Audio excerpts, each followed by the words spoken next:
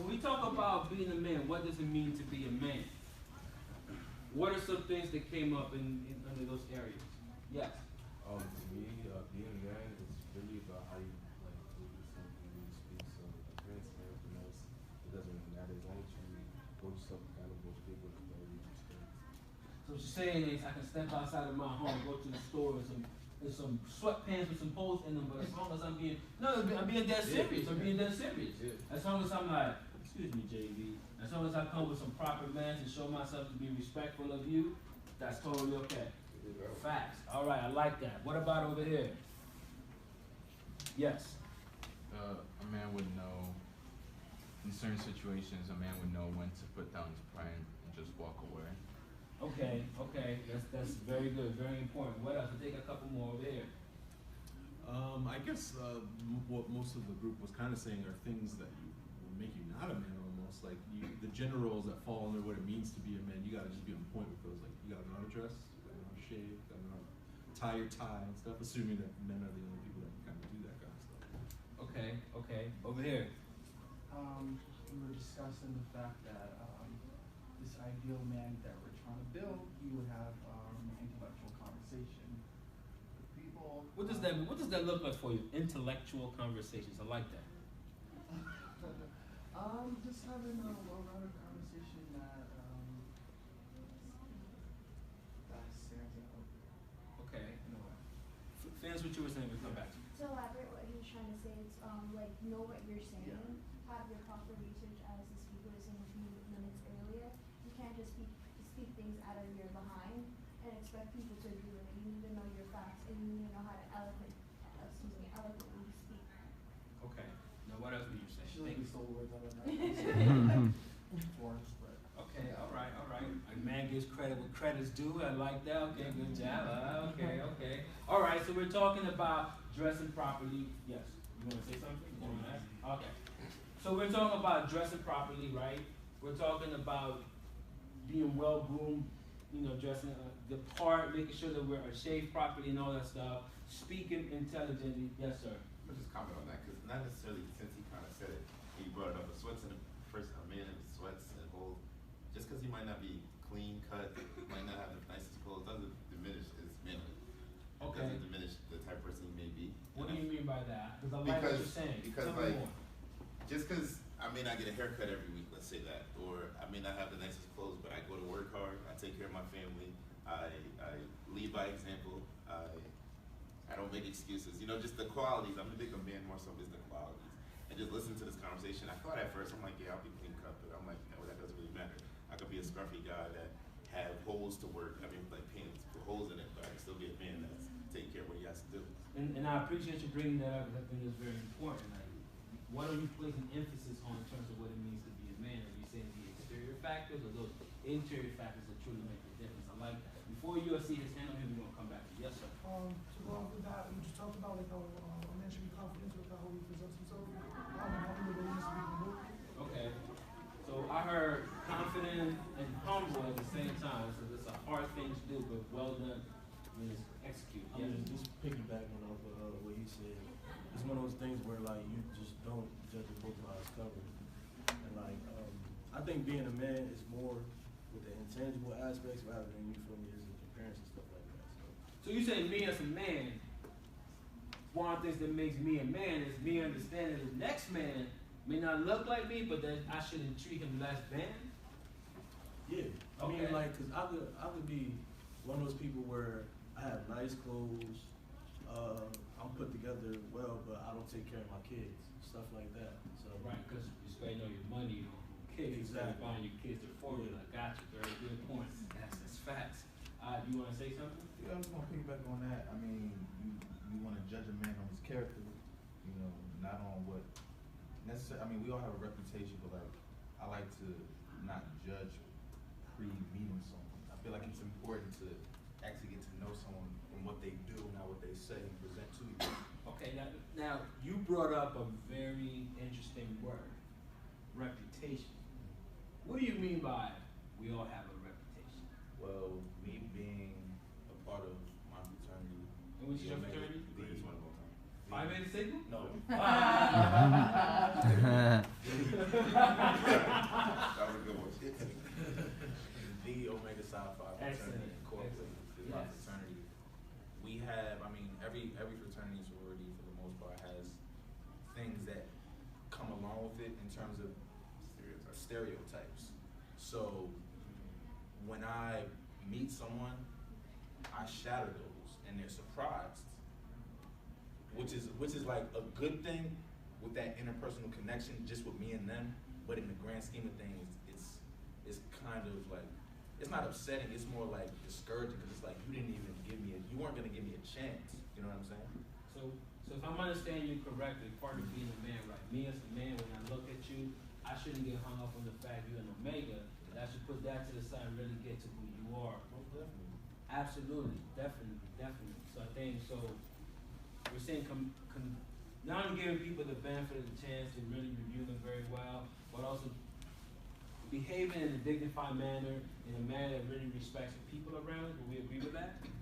All right, so we had some really good conversations. Now, we talked about those great things, but I'm kind of curious, why is it that when it comes to us, right, and let's limit the conversation to the NPHC fraternities, but like I said, this is not just an NPHC fraternity problem, but that is what I want to talk to today, right? And I'm glad that we have some guests here, because you can help us in that conversation. We want to think about how this applies to your individual organizations as well.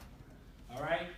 So if we talk about all these great things what a man's supposed to be, and I'm so glad we're following this conversation in terms of social media, why is it that this is what I get when we promote our organization? Yes. It's not really promoting the organization, it's promoting something that the organization if I was doing like an interest reading file, I wouldn't do something like that. No, but remember, it's only getting better. It's only getting better, right? But remember this: if we say we recruit through our programs, and that's how we put our organization out there by the programs that we do, right? And if we're saying that we're doing events to recruit, and this is what we're putting out there, what part of this is really being supportive of what we just talked about in terms of what a man's supposed to be? Now, hold on, before you go, no, because it's only getting better, right? So before you go, hold it, right? What about this? Oh, I got videos too. On this, and oh, no. Let's, okay. Just keep it down.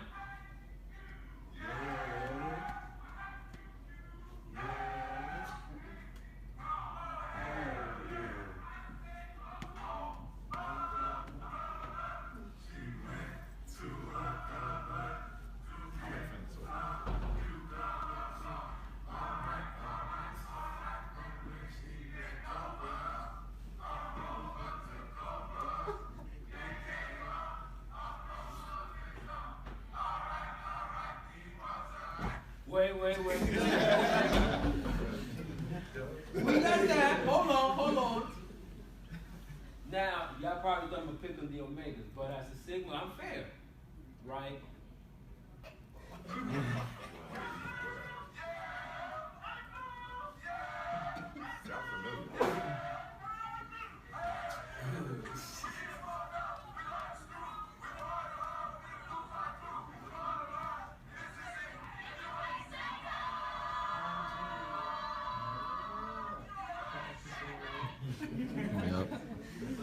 We're gonna put that on pause, right? That was something like, oh, really?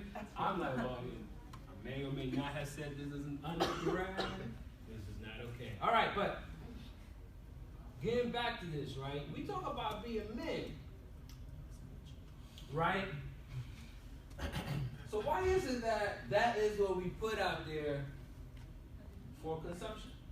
Because you have to realize that you're trying to attract people that want to go to events. Like, you're not going to put out some lame ass flyer or put something that people are not really visually attracted to, or like something like that. So you got to use that.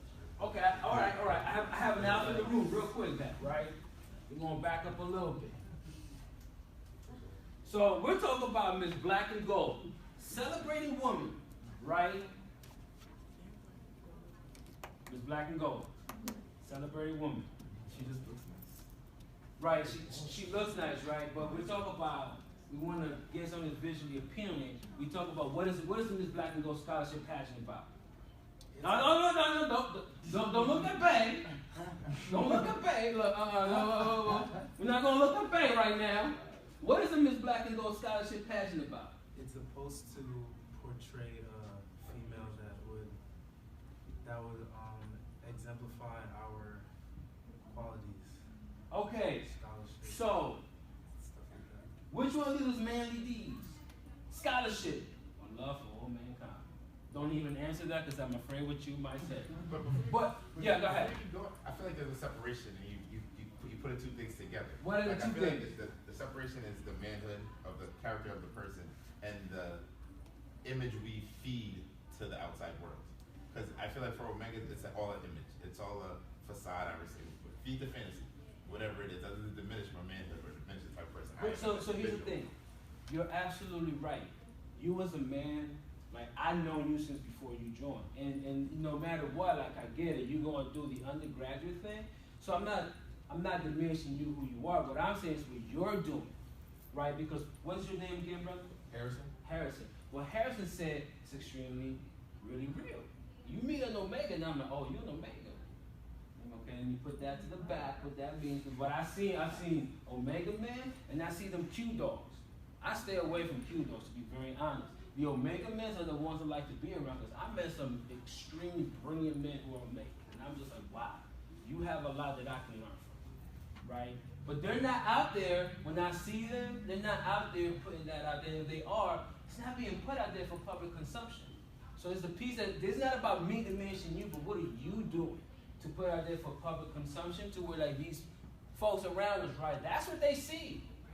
Because when I talk to students, they talk about, oh yeah, those nasty dogs. Like, why are they nasty dogs? They're Nobel Prize winners. They won the Spengler NAACP, the Omega Medal, because so many Omega men have won it. Right.